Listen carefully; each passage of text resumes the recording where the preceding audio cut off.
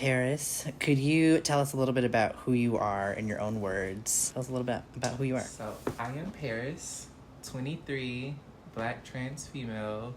I grew up in Macon, Georgia, at the Methodist Home of Children and Youth. I am a licensed hairstylist.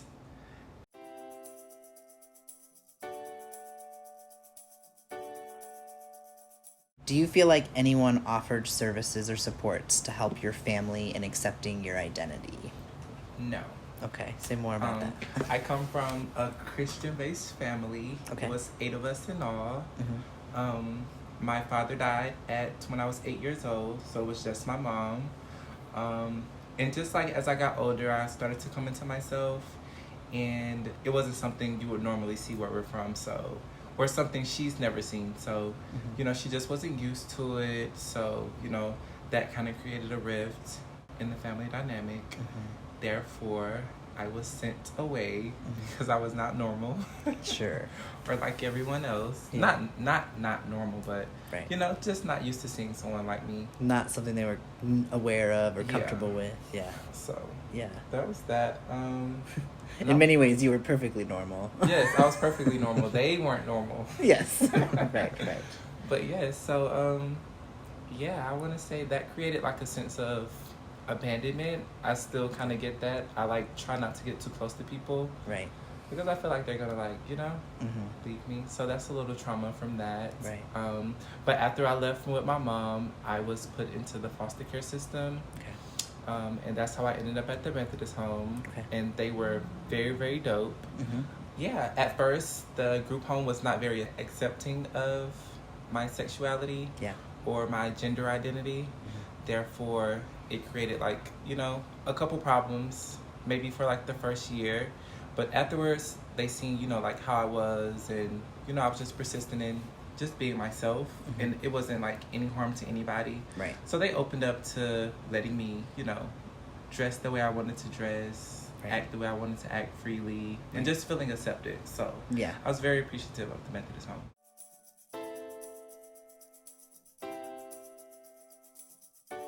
Do you think your family would have been open to services or supports to help in accepting your identity?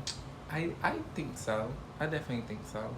There just weren't any offered. No one, really care. It was kind of generic. The child is acting up. This is the reason why there's a rift. Okay, let's just separate. Right. So I don't feel like there was much mediation. It was kind of let's find a generic solution and go with it. Yeah.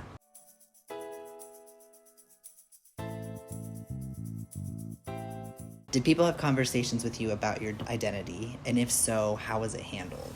They did. We did have conversations about it.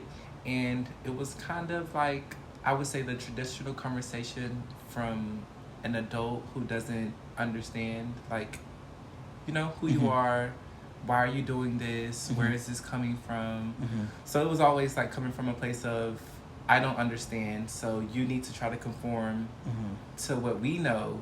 Right. So that you could have it easier, well living. And I did not think that was cool at all. No one was curious. It was always this isn't normal. I don't know. Why are you like this way? And why are you like this? And it was always trying to make you minimize yourself to fit in with everyone else and not stand out so much. So I guess it made people feel uncomfortable. Was there something folks did to affirm your identity?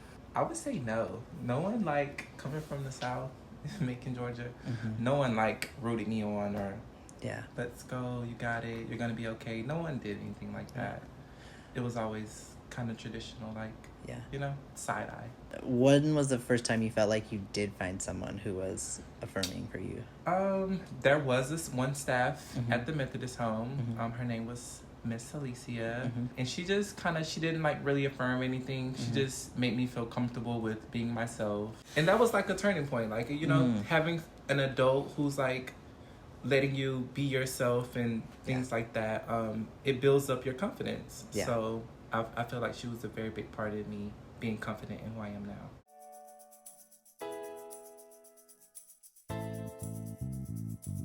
Thinking about when you were in care and then, of course, now, have you been asked what you want and need to feel supported in your identity? No, not at all. Did you work to advocate for yourself in ways? I did. Yeah. I did. As in, like, just being able to, as like a, because I didn't know I was trans, like, coming up. You know, I just knew I liked to wear girls' clothes. I wanted my hair done. I Yeah. wanted my nails done. Yeah. That made me feel, you know, Yeah. like myself, like 100%. So I kind of just pushed for those things, you know, just to be comfortable, like, with myself. Like, I don't want to wear boys' clothes. Why should I have to wear boys' clothes, you know? Right. And, you know, pushing, they kind of, like, came around to it, you know?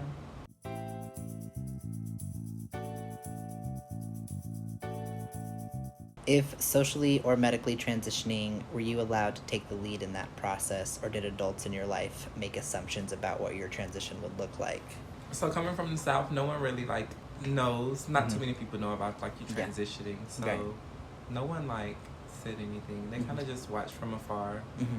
Have you felt like you've started to find that for yourself now as an adult? Support? Yeah. Definitely through my friends. Since I moved here, I've met maybe like 4 or 5 other trans girls. Yeah.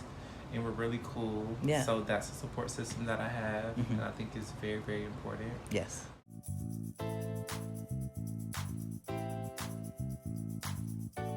During your experience in care systems, be it child welfare, juvenile justice, any of those, were there people you felt like you could trust? I had a therapist that was a part of the Methodist Home. I definitely felt like she was a safe space, and you know, she made me feel comfortable and things like that, to just be able to open up. But I would say her and Miss Alicia were like the main two. Yeah. Growing up, who really like were my safe spaces. Okay. Did you ever feel like in school settings you found people? Definitely. Yeah. Like okay. teachers, I had a couple teachers that, you know, just made me feel really comfortable. Yeah. I didn't really catch like a lot of backlash in school or anything. Okay. Cool. So I always felt, I never felt like in danger for just being myself. Good. From the little community that I was from. So Okay. I think I always felt kind of safe and secure.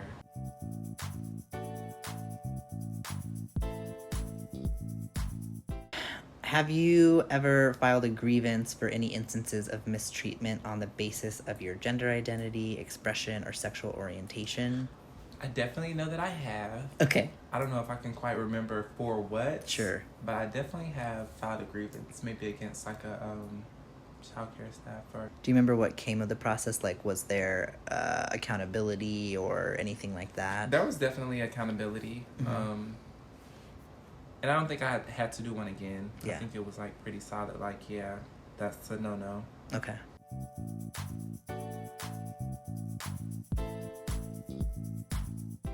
Okay, recommendations. So, if you could wave a magic wand, is there anything that you would recommend for folks to either keep in mind, for the system to start doing, or to stop doing?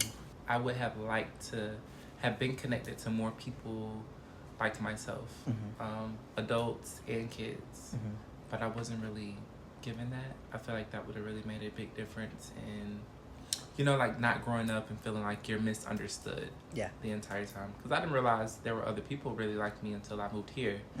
And I started meeting people in hair school. And like, how old were you when that happened? I was 18, 19. Yeah. So yeah, that's when I really started. Okay, like there are girls who are really like that. Wait a do minute. This. Yeah, like there are girls that really do this, and like they look nice. So yeah, that was really big. I wish I would have, you know, had or seen more people like myself. That would have been really dope. Any other recommendations? Allow one to just be their self. Like I feel like adults kind of put their or try to put their spin on it, and like they want you to conform. I think you should allow a child who's in care to be their self. Yeah.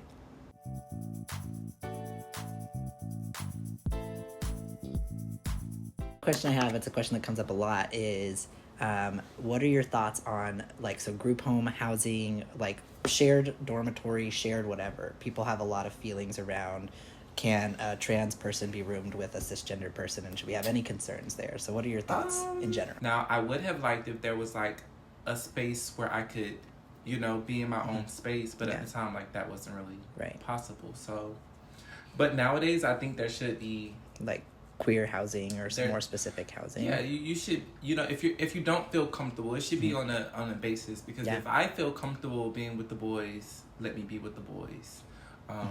But if I Right. don't feel comfortable being around boys or the same gender, Right. as I was brought up as, I think you should have the option to be separated to make you, you know, Right. whatever makes the individual feel comfortable. Yeah. I think it should be an individual by individual basis, because I did not mind staying with the boys. Right.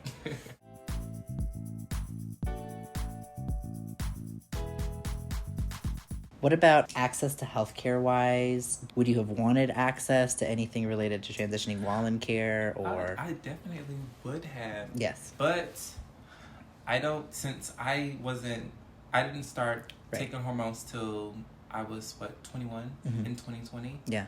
So I don't know if I I don't agree or disagree Mm-hmm. with like taking hormones Yeah. as a, you know, child before 18 or whatever, or while you're under someone else's care.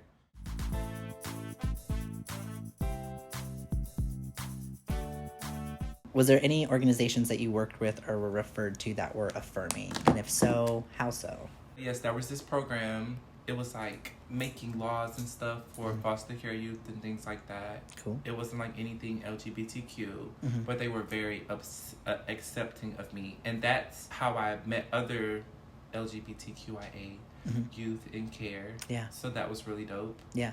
MAC. MAC, yes, it's still Yes, around. Yes. Okay. So yes, I love MAC. Uh-huh. They were really like dope Cool.